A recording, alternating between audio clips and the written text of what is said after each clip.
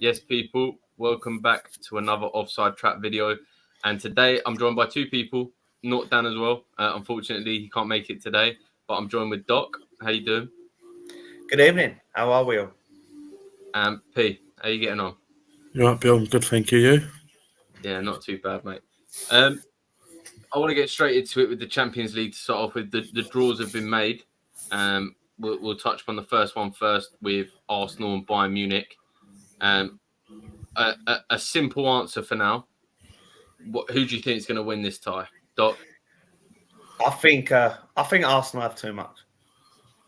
Arsenal have too much. What, they'll win it? Yeah, I think they'll go through. And P? Yeah, I don't disagree. I think Arsenal win it. I think 60,000 Arsenal fans in the Emirates. Bayern Munich not allowed any away fans in the ground. It's going to play a big part, I think. I can see Arsenal going over a comfortable lead. Now, with this game, obviously, it's huge with Harry Kane. Who? Never. Harry Kane. No, sorry, Harry Kane. Yeah, sorry, I missed that. He's that good goalkeeper, isn't he? Yeah, he's the one that will be my third choice anyway. He's coming back to London. He's going to be facing up Arsenal. Do you think that he's going to be able to, I don't know, cope with it, with the pressures of it? Yeah, I mean, listen, I'm a realist. I wouldn't be at all surprised to see Harry Kane on the score sheet in one of the two games. But I just think that with Man United being able to put three past them, I think if United can put three past them, Arsenal can put a fair few past them. And I don't see Munich putting past Arsenal nowhere near as many as they did against United. So I just think over the two legs itself, I think Arsenal will edge it. Hey? I think for me, it will be hostile. I think the Emirates will be hostile. I don't think he will get his own way.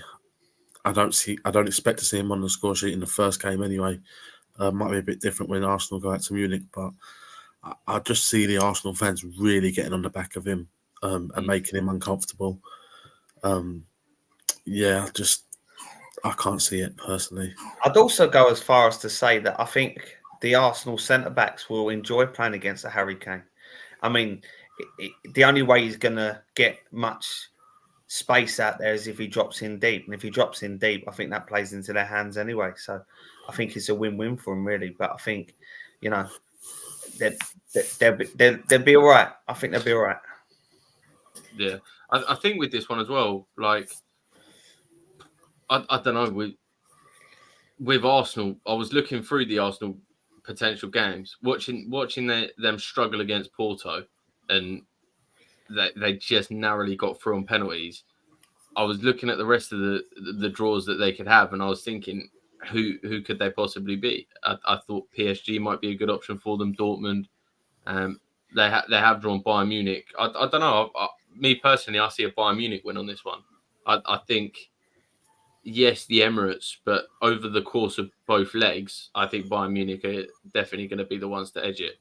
I don't know. I think Kane's got it, and especially with a better squad around him, why not? It is looking very likely that this is the only competition and trophy that Munich are going to be playing for. So I do expect them to be putting out their full team and obviously going for the kill.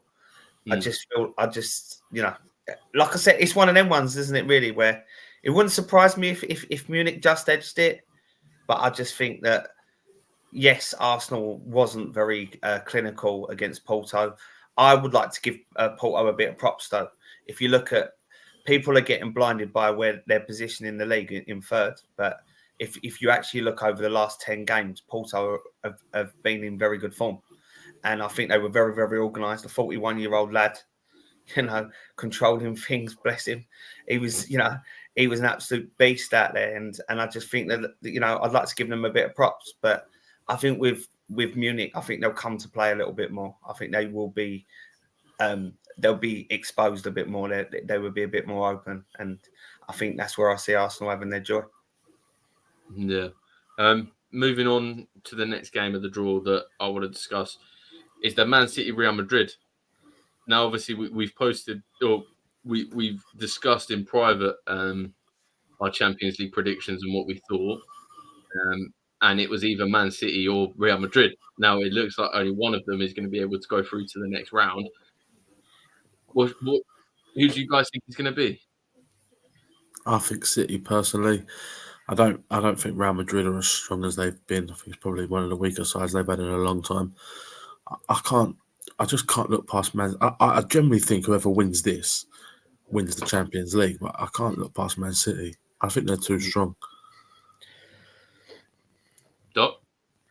I've just got this funny feeling that Madrid are going to edge it. I did say when Pete was asking me who was going to win it, I did foresee one of them to being the winner, which I think is the obvious choice. But I did say that if it's in the final, City will win it in a one-off game. But over two legs, I do generally think that Madrid will edge it, and I'm sticking to it. I just got this funny feeling that. I just think I don't know. I don't know why I've got that feeling. I've just got this funny feeling, and it wouldn't surprise me at all if Bellingham was the man that everyone's talking about after.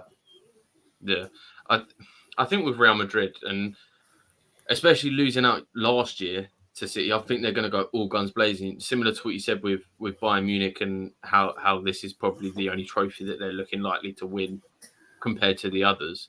I think Real Madrid are going to come with vengeance. I think they hold that grudge against them. I think they're going to bring everything they can and throw it at Man City. I think that I don't think Man City are going to be able to cope with it.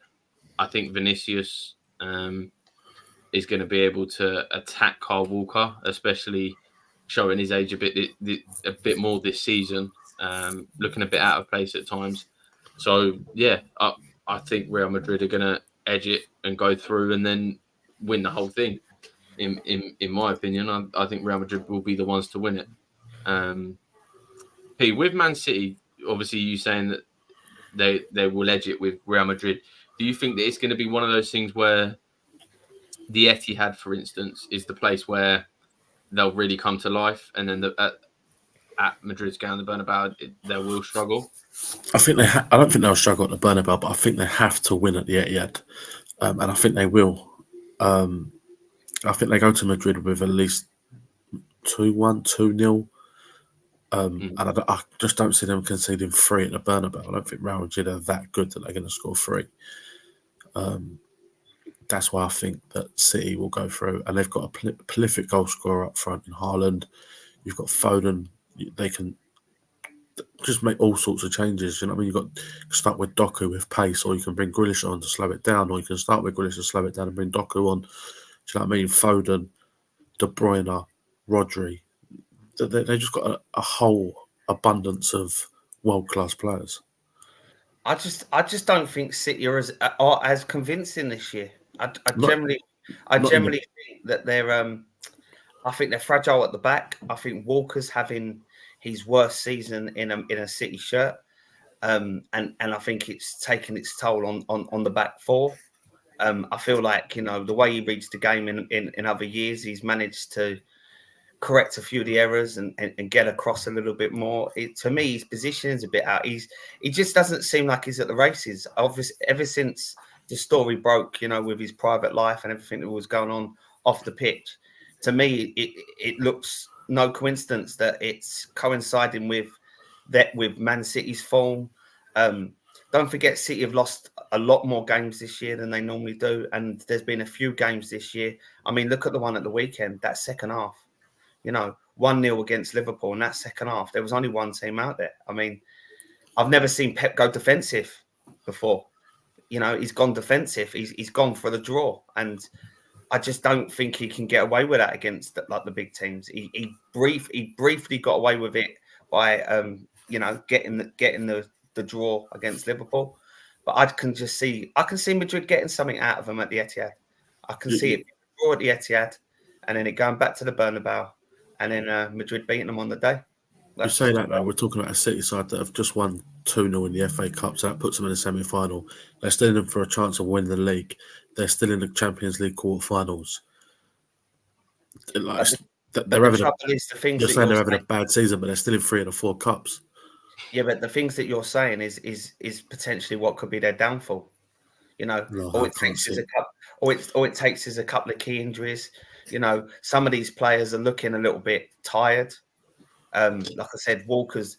You know, you can't rely on Walker in all of them games. He doesn't seem to have the energy that he's had previously. I just think Madrid. I think people underestimate Madrid. People are talking about Madrid like they're an average team, and I think that's a very dangerous game to play. I don't think we're saying that they're average. I just think Man City are better. Moving on. Hey, only time will tell on that one. Just quickly, I only want one word answers for these ones. Barcelona against PSG. Who do you think's going through, Doc? PSG. And P? Barcelona been poor. I go PSG on penalties. I think Mbappe's going to want to get his Real Madrid's career off to a good start, and what better way of knocking Barcelona out? But yeah, and then obviously the next one, Atletico Madrid and Dortmund as the last ones of the Champions League draw. What's your guys' predictions on those? The most boring game out of all of them. Probably 1-0 Atletico, and then 1-1 in the other league. The most boring game, but it'll probably be the most entertaining.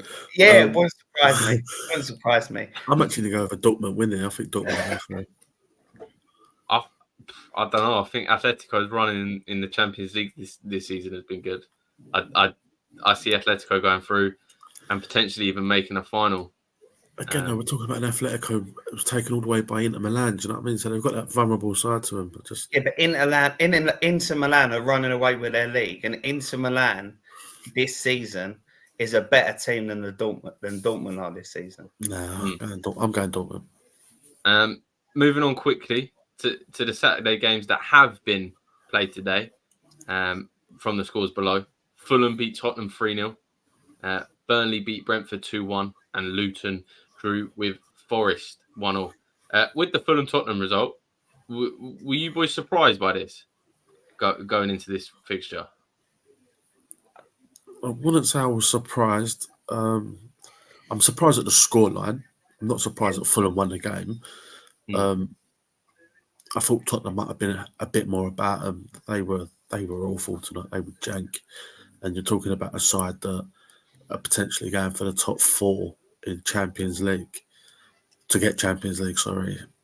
That ain't a Champions League side there, I'm sorry to say. I know Tottenham fans rave about Ange and the way he plays his football and how expansive and sexy it is to watch attacking football, but Fulham absolutely... And Fulham could have had more than 3.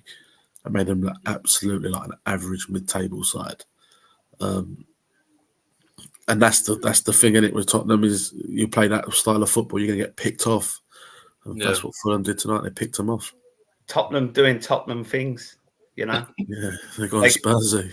They do the hard work, beat Villa convincingly, get one foot like ahead in the race, and then follow it up with that. So, you know, Tottenham doing Tottenham things. What I will say is every Tottenham fan would be a West Ham fan tomorrow, wouldn't they? Just saying. Well, I think every Tottenham fan out there at this rate could be cheering on all the English teams in Europe, hoping that we get that 5th spot, to be fair. Well, you think, talking about 5th spot, Arsenal got Munich, we got Leverkusen. That's what I mean. Just saying. It'd be funny if we both went out, wouldn't it? Moving on to the next one. The only reason I want to highlight this is because Doc was speaking backstage about this. Burnley beating Brentford. Not only is it a bit surprising for Burnley to win, but it's more surprising, or not surprising, but Brentford losing. I think with the comeback of Brentford, with the comeback of Tony with Brentford, a lot of people were saying that Brentford were going to be back on top, or sorry, not back on top, but they were going to look better with Tony back in the squad. But it's just, it hasn't changed, has it, with the Brentford situation? Well, I've said it before, and I'll say it again. Brentford are in trouble. Brentford are in trouble. They are on the decline. We all had this, assumption of they're gonna hold their own until Tony comes back and he's going to fire them up the league. There's only one way. And I'll tell you what, it's not panned out that way, is it? Since he's come back, they've only gone in one direction, and it's south, not north. So Brentford are in trouble. I don't think they're in trouble personally. I generally think that they're not too far in front, but it's between Forest and Luton for me who go down. I don't think you can say this is a surprise result when they have a player sent off after 9 minutes. Do you know what I mean? It's for Burnley, me, it doesn't matter if it's Burnley. They go 1-0 up, we go 2-0 up. Any decent side, you're not going to break down 11 men behind the ball when you've got 10. But you don't go 2-0 down. Obviously, the penalty can't be helped. Red card penalty. But you expect them to, any decent side at that point will adjust to it and get themselves back into the game. For me, Tony, he's there just to say thank you for looking after me for the 8-month ban. That's all he's there for.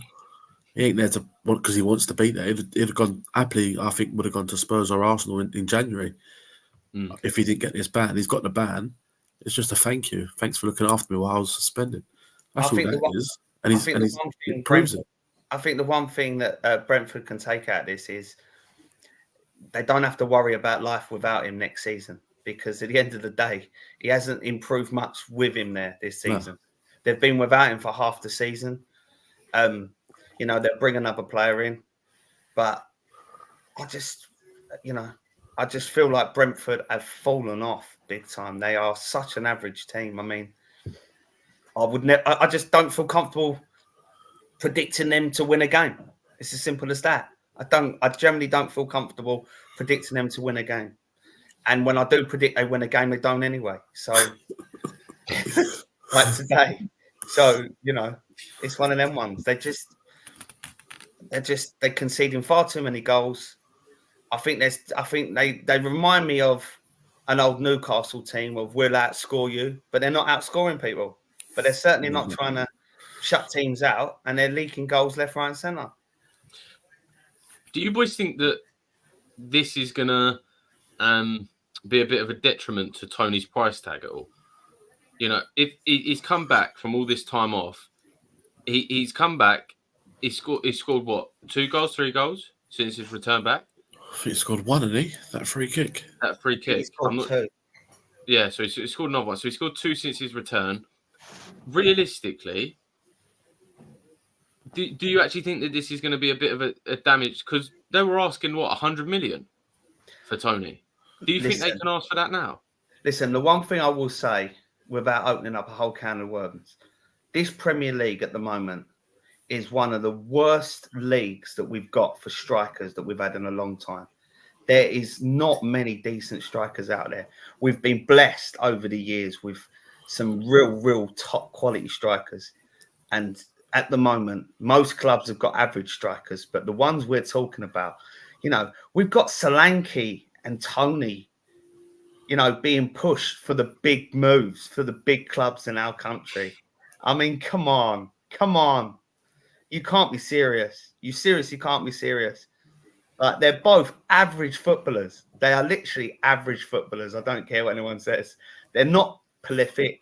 They're not world class. They're not even class. Why are we hyping these people up? Or is it just because we're that desperate that anyone that scores a goal, we're like, yeah, he's the man. He's the man. Because it's just shocking, man. It's shocking. It's true though, P. I think number 9 is a dying breed. I generally do think it's a dying breed, and sooner or later you'll see it where you don't have that central striker like we used to, like your Shearer, your Robbie Fowlers, them sort of characters. Now, I said in the week that Evan Ferguson was overrated, and now we're talking about Solanke and Tony, which you could put them in that category as well for me. I think Solanke's had one good season in the past 7. Do you know what I mean? But look at the money we're talking about. Look at the money. Yeah. Out of the 3 that you've just named, you pick Tony up for 50 million. You won't. I'll tell you now, you won't. You will, because that's what he's worth to the club. So you'll pick him up for 50. No, minimum 75, I'd say. I honestly don't think that you'd get any one of them three for less than 65 mil. I think even Solanke, Bournemouth will want 65 mil. It's absolutely ludicrous. Yeah, but Do you know what? With the quality that they've got between them, I reckon 10 years ago you get all three for 65 mil. Yeah, but that's just inflation as well. Yeah, well, they've been highly inflated. But do you know what happens when you inflate things? Sometimes it bursts, or sometimes it just needs deflating, mate. And these three need deflating. These prices are ludicrous, absolutely ludicrous. But it's in the world of football. It's not just the Premier League. Like if we're looking across the traditional top 5 leagues, if you will, in the Bundesliga, you've got Boniface pulling up numbers, Kane doing well. Yeah, to be fair, your mob wanted 50 million for Bojo in January. You know, I mean, I don't know what you're up to. It's absolutely crazy. Bojo. It's absolutely crazy. Big Bojo. Yeah, Bojo, you're having a bubble bath. 50 mil for him. Yes, Martin. How you get on? Top lad. Bojo that can't put a ball in the back of the net. Yeah, 50 mil, please. We'll take 50 mil, the cheek of it. We'll take 50 mil. I do agree to. Oh, here we go. Shout out, Martin. Shout out to my man Jackson. Oh, here we go. Dad's coming with a question. He just can't be on the camera. He's afraid. How much for Elise and Eze then, Doc? Well, like I said, at least with them two, they've both got age on their side, if nothing else. You know, personally speaking, I think realistically, like you said, the old days, they would probably both be 50 mil max. But in this current stage, if you're asking 75 million for Solanke, and if you want 50 million for Bojo, then I want 165 million apiece. Because I'm telling you now, these boys are much more ballers than that. So don't blame me, blame yous. If you want 50 mil for trash, then you expect to get your wallets out for the quality, mate. Quality? Yeah, they're both quality players. They've both been injured. Says it all. Absolutely says it all. Here you go. At least he was in my overrated team of the week. Yeah, well, good luck Doc, to you, mate. you know Jackson is the best striker in the league. Oh, do you know what? That back heel, what? That back heel that he done wasn't even the best back heel of the week, mate. Did you not see Mateta's one? Come on, focus. But with Jackson, right? Hear me out on this one. He only cost us 32 million. And he scored what, 9-10 goals this season? Million. He's not having a bad season as a striker. Yes, he's had moments. He's not been. How many goals has he got, Bill? Huh? How many goals has he got? 8. 9, 10. In how many games? In his first season in the Premier League. In all comps? How many games? Hang on. In his first season in the Premier League for a 22-year-old. You're not coming at me with this nonsense of his first season in the league. He's your only striker at the club. Yeah. Yeah, and he's got 8 goals. Brilliant. Sorry, so why? Good signing. Right. Good signing. Yeah. It is a good signing for 32 million to have a young player. When you compare that Jared Bowen plays out wide, he's got 18 goals this season. Yeah, but that's a completely different thing because Bowen is one of your most direct players. But Jackson's your main man. Jackson is our main man. And he has been scoring goals for us. People are expecting him to pull up absolute trees. In his first season in the Premier League, as a young player, coming into the hardest league in the world that we agree on. Billy. What's the issue? Billy, Elise has scored 6 goals in 10 games this season, right? As a winger. You're out and out striker. You're out and out striker, right? The main man at the club that's going to fire you to the Champions League football has scored 9 goals. And he plays every week. Doesn't play every week. He's got about as many goals as minutes Reece James has been on the pitch this season. Jackson It's scored. crazy, mate. Jackson Focus. for Villarreal last season scored No, 12 no, goals. no. From Bill, hold on. Big P, wait, let me finish. He scored them goals from the left wing position. Jackson, look, I'm not gonna sit here and pretend that Chelsea's recruitment has been poor in signing a left winger and playing him at striker, and everyone now expecting him to be this world-class number 9 for only £30 million. So, In today's day and age, for £30 million to get a striker to get 9-10 goals in the Premier League in his first season, I don't see what the big issue is. Yes, there's been memes about him, and yes, there's been the chances that he has missed. But unfortunately, that comes with age. Bill, listen. Do you know Listen, about right? 10 minutes ago when I said that the standard of strikers in this league is piss poor, right? You've just proved my point. Jackson walks into Palace's team up front. That's a dead cert. That I will give you. Yeah, I'll give you that, right? I'll give you that. But do you know what? We've got 2 strikers at our club that I don't even class as good strikers to score goals. Yeah, they don't even have a goal threat, and yet that they're up there with Jackson's numbers, which tells you everything you need to know. Bill, we're talking about a Jackson that 2 years ago failed a medical at Bournemouth because he had a dodgy heart. Right? That's then not Chelsea true. have signed him for 32 million. True. That's false allegations. Bournemouth realised that he was too bob and they wouldn't get into their team. That's and then also, if you want to compare first seasons, well, Kudus has 6 goals this year in the Premier League, 16 in all competitions. Yeah, and he don't even play nowhere near where Jackson. He plays out wide or behind the striker. Yeah, tells you, mate, your main man should be scoring more goals. And you would say that Kudus have been successful. He was going to go to Bournemouth. He was actually going to go to Bournemouth. That tells you everything you need to know. When he was going to go to Bournemouth. What? When we signed him after the 12 goals in the league and everything last year. No, but when we were going into signing, Bournemouth were also in that race. Yeah. At the same time. He went for a medical at Bournemouth. He was going to sign on the dotted line. And do you know something? That's the standard of play you've got right there. He should be at Bournemouth. And even Bournemouth thought that Slang would be better than him. Look, Marty's put it in. Kudus is another level to Jackson. I'm not arguing. Kudus and Bowen have been phenomenal. But I don't get why Jackson's this meme at saying he's a bad number 9 in his first season as a youngster, getting 9 or 10 goals. Oh, goodness. First season as a youngster. Don't play him as your main man then. No, I agree with that. But unfortunately, our club and our recruitment team has fluffed it to the point where we have to. Well, and you know what? I'm happy with that.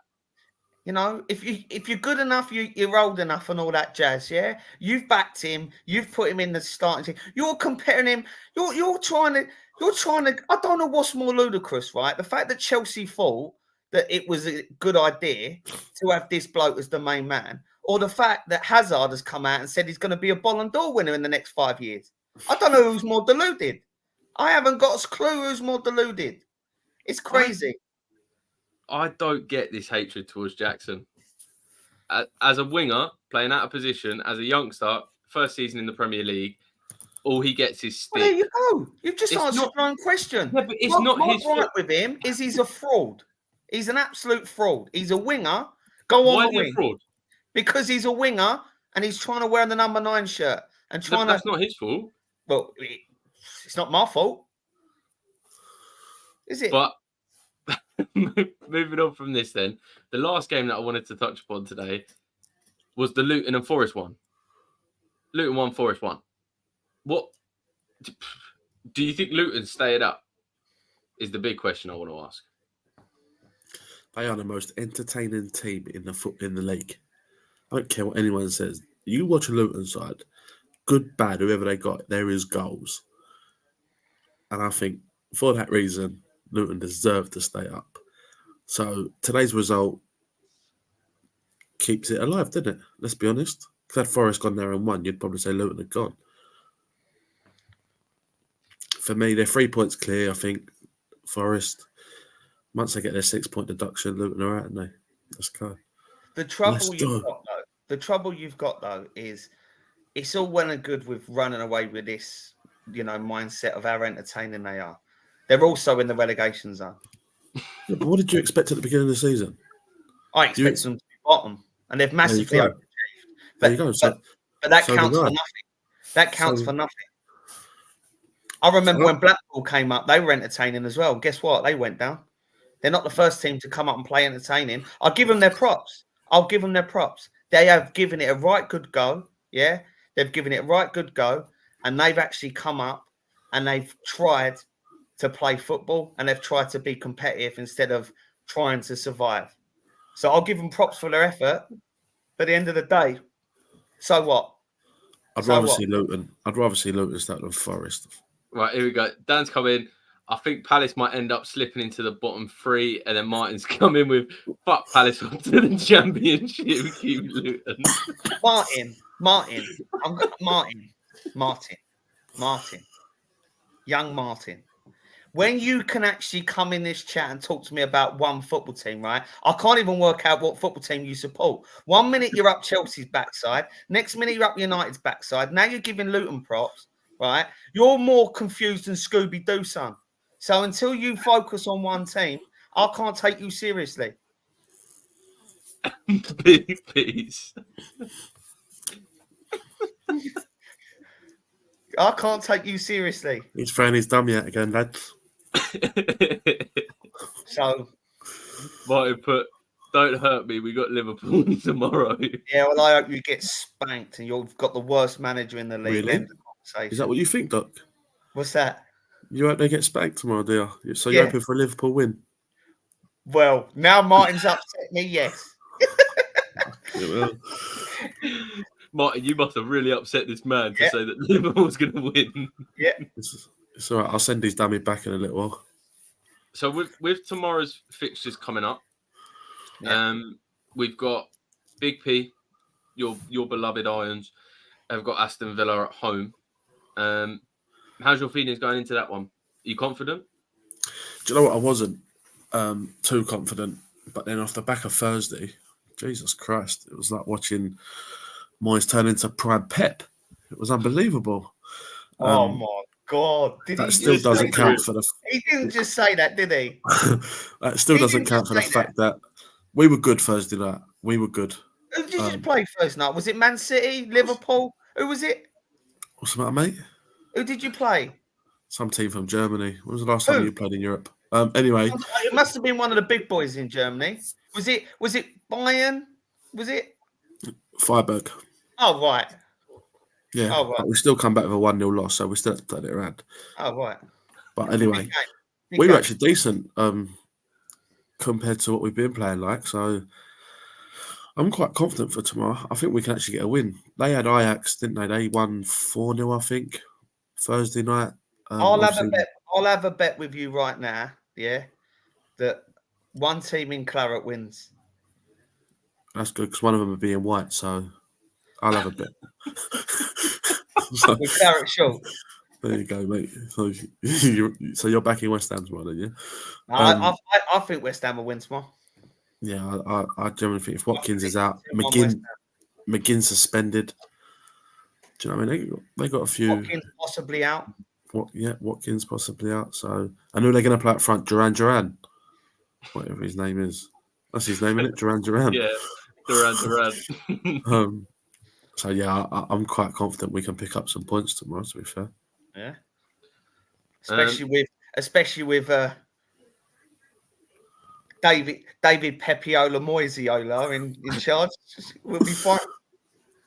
Yeah. David Pepiola is going to pull some strings tomorrow, isn't he? Yeah. So you're confident, and Yeah, Doc, tell you that West Ham are going in to win that game.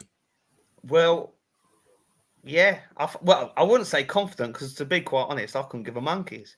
But I do think West Ham will win it, and I think West Ham will win it tomorrow. I've got this funny feeling that Villa. I think that 4-0 at home. Especially with the injuries that they picked up, the red card as well. I think that you weaken that team anymore, and then they're literally at Chelsea's level. So yeah, definitely. Well, that Villa team. Yeah. What position's Palace in? Well, we're just beneath you, Bill. How many points? I'm not too sure. What? How many points have we got, or between us? Between us. I think it's about 10 at the moment. Oh, so 10 points between us. You're trying to slate me. Nah, that's not happening here. That's not happening here. As let's just get this. Palace got in the next round. Let's just get this right then. So you're 10 points above us. You've spent £1 billion.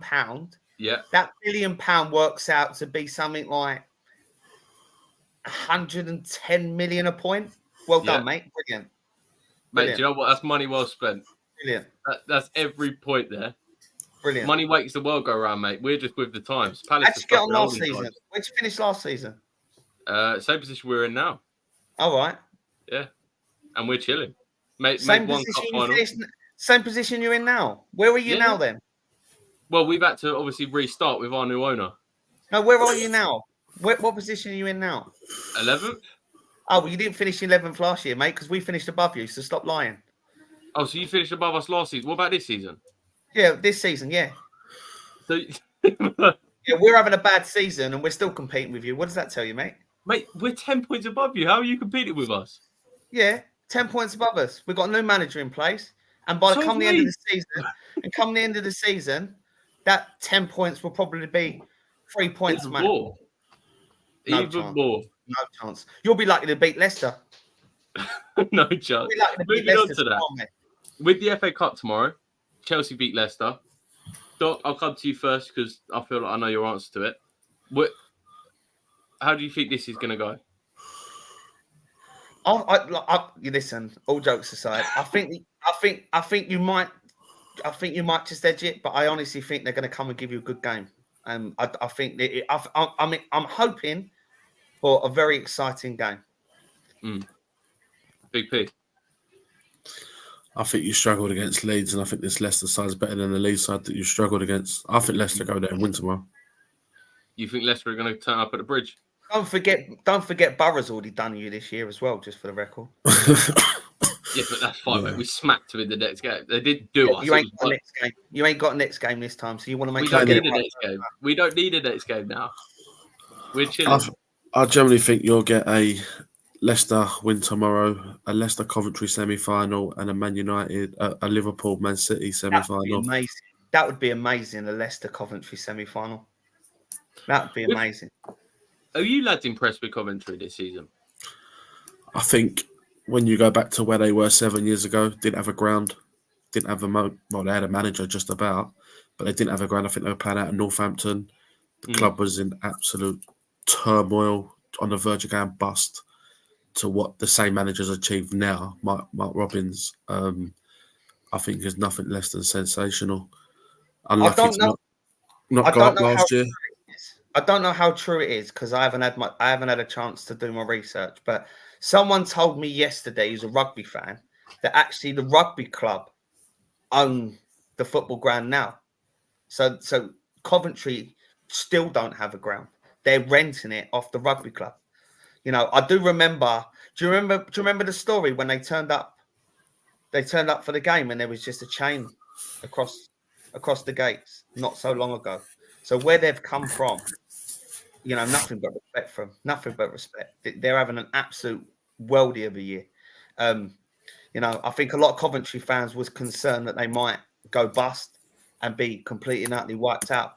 And I don't think that they ever thought that they'd be having a day out at Wembley anytime soon. So fair play to them. Moving on to a topic that I feel like Doc is going to be passionate about as always. The England selection. but the international friend is coming up. Pete, I'll start with you. What's your thoughts on them? Are you happy to see Bowen in there? Is there anyone else? Mate, I think it's an absolute complete waste of time. I generally do. I don't have much to say on England. I couldn't give a shit if they win, lose, or draw, if I'm honest. Bowen's in there. As long as he don't pick up injury, I'm not too bothered. But as for England and Gareth Southgate, mate, couldn't care. I'd rather go and watch paint dry. I think that's the fit, especially for me personally. I think with England, I don't even bother watching him until Southgate's at the door. I You think look at who he's picked, right? So you got Pickford struggling, Aaron Ramsdale not played a minute. Well, ain't played a minute for a long time. Gareth Bale, yeah, maybe. Not Dunk. Sorry, Chilwell, waste of time. Maguire, waste of time. Henderson, waste of time. Ivan Toney, waste of time. What's the point? What is the point? Doc?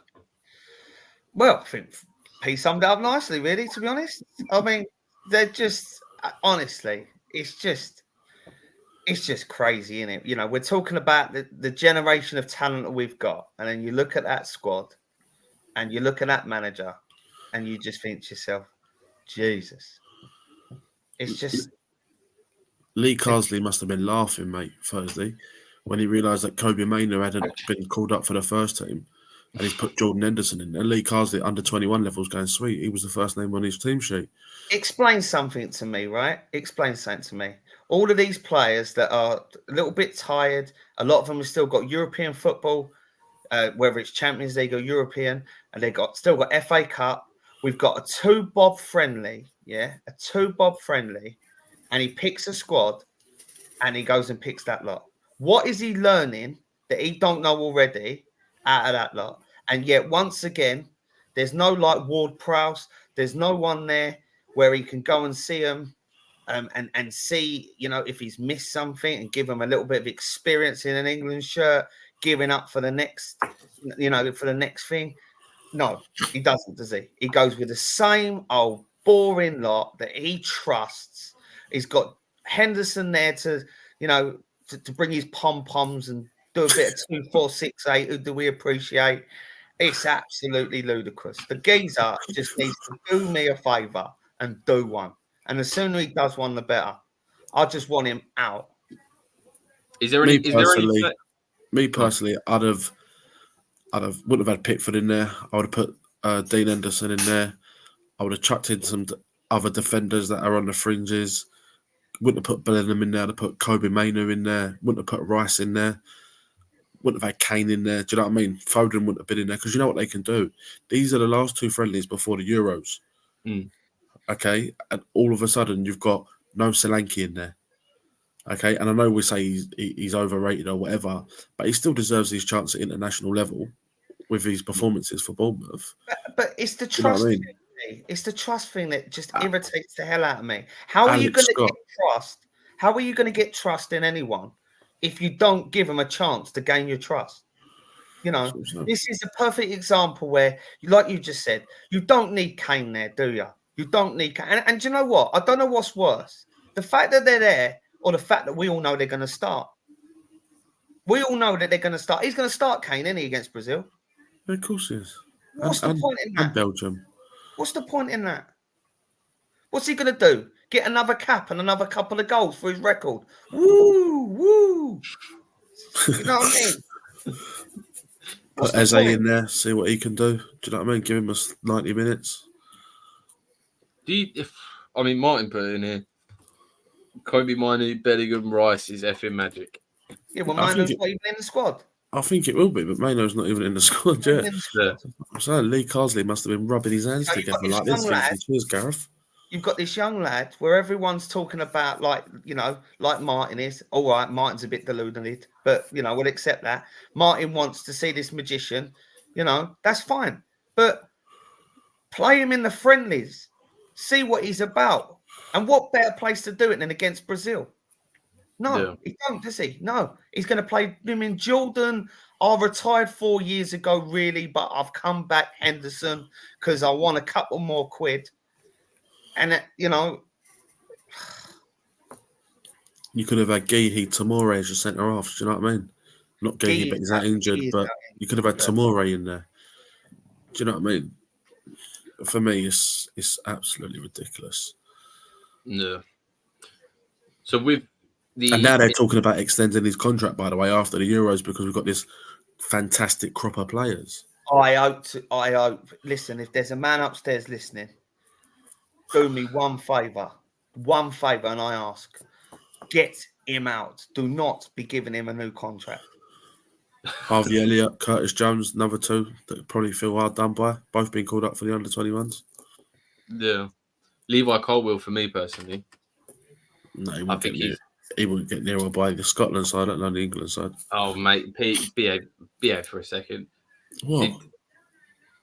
He's been a decent centre half for us and a decent left back for us. So there's two options there where he can fit in. But here's the thing for me though. You're singing his praises. You're laughing him off. I say play him against Brazil and the two friendly, and let's see who's right. But not Southgate. Oh no, not Southgate, because he's too busy trying to give his loyal players a run to 100 caps, and it just goes to show that the cap don't mean a toss anymore. You don't earn a cap; you get it on loyalty. I'd have even put James Trafford in there, the goalkeeper from Burnley. I know he hasn't had a fantastic season, but he's young. He's 19. Give him a chance. So, Doc, say Southgate leaves before the Euros. The friendlies don't go well. Well, hold on. Theoretical. He leaves. Who do you want going into that Euros as the next manager? I don't want no one going into these Euros. I want Southgate to go into these Euros because it's too late now. It's too late now. Southgate should have gone after the last competition. We should have been gearing up for this competition with the players that we had of going there and having a go. But they decided to give Southgate the chance. So the end of the day, let's get behind him and let's let him do what he's got to do. But the reality is we all know how it's going to end up. We all know the score. But once this one's over, get this man out. So who do you want at the end of it then? When he does leave, who would be your next England manager? I think personally, I don't think there's enough English quality out there. I think if you're talking about English managers, then I think realistically speaking, you've got to be looking at an Eddie Howe. But I don't want Eddie Howe as England manager myself. So for me personally, I'd rather go abroad. And I think with the crop of players that we've got, I think that they'd benefit from a foreign manager. So for me, I'd want to go abroad. Which angle you go, I just don't know. I mean, I could chuck a name out there, but I think that, the average English fan might think I'm a bit, crazy. But I know. Who? Well, me personally, I'll take a Jose Mourinho. I'll take a Jose Mourinho because he's proved it at Chelsea. People say he's defensive, yeah. Now, when he was winning things at Chelsea, was he defensive? Was he actually defensive? Or did he just sort out the defence and he had attackers that were scoring goals? And to me, you compare that Chelsea team to what we've got in England, and I don't see what the problem is, why you can't replicate that. Yeah, so I'll take a Jose. I'd take Klopp, but I can't see it happening. I'd love to, do you know something? In an ideal world, I would offer Pep the job. I'd say to Pep, because we all know that Pep gets a little bit bored. If they win another treble this year, now Klopp's gone as well. The excitement's going to go from him. He likes that, that little. I think Klopp motivates him a lot. I think Klopp actually generally motivates him. So now Klopp's gone as well. I would dangle a carrot and see how we get on. But they're the sort of people that I'd want. I don't want Eddie Howe. I don't want Southgate. And I'll tell you something else. If Lee Carsley gets the job, then God help us. Yeah. Big P, who would you want to see as England's next manager? David Moyes for all I care, mate. I'm really not bothered. Really not bothered. What, not even if Southgate's gone? Nah. England don't interest me, football, mate. not your thing. England don't interest me. Is there an international team that you Nah, rather go down and watch the local side play on a Saturday afternoon, mate, than watch England. I do, generally do. England is the most disappointing team you can watch. See, I understand Pete's perspective, right? And this is the trouble. And believe it or not, I don't necessarily blame the managers, right? I don't. And I'll tell you why I don't blame the managers. The FA have got these managers tapped up left, right, and centre. Yeah, they are yes men. You only get the England job if you are a yes man. And those yes men do as they're told. Don't rock the boat, right? Pick certain players and they do as they're told. What we need is a change in structure. And the reason why I say a change in structure, if the FA approach Pep, I expect Pep to turn around and go, I will come on one condition. You want me. I've not asked you for a job. I've not sent you my CV. You want me. So if you want me, you let me do my job. You let me do whatever I want to do. If I don't succeed doing it my way and you want to sack me, then sack me. But I'm doing it my way. And if you don't like it, I'm not taking the job. And let him come in and pick players on form, no loyalty to anyone. Chuck this whole persona of how the English structure is, all this pick players because I trust them and all that nonsense, and start picking the best players that are performing week in, week out, that actually earn that cap, and that cap being an honour again and a reward for hard work, as opposed to, oh, but I trust him. He done it for me 2 years ago. So I'm going to give him another year. Peter, what were you going to say? Lee Carsley will get that job, mate. Simple as that. Who? Lee Carsley, the under-21 manager. He'll get that job. Yeah. Because he's another yes man that would just... He understands the infrastructure. He understands all the politics and whatever else that goes on in the background. So, and as you said, he's a yes man. So how can Phil Foden take instruction from Pep Guardiola on a Saturday and then on a Wednesday rocks up and it's got to listen to Lee Carsley? Yeah, but that's like saying, how can someone like Paqueta listen to whoever's managing Brazil and then come back to West Ham and take instructions from David Moyes? Well, no, it's not. Of course it is. Same level of management, isn't it? It's ruthless. Martin's saying about Chris Coleman. Oh, Martin, rein it in, will you? Chris Coleman. Jesus Christ. Chris Coleman. On that note, folks, that has been a lovely evening. Doc, thank you for joining. Not a problem. I can't say the same for Martin. Cheers, mate. BP, thank you. Martin, Dan, see you in the comments. Take care, and we will see you next week, Saturday, 9 p.m. Don't forget to like, subscribe, turn the notification bell so you are aware when we post next. Take care and have a good one. Peace out.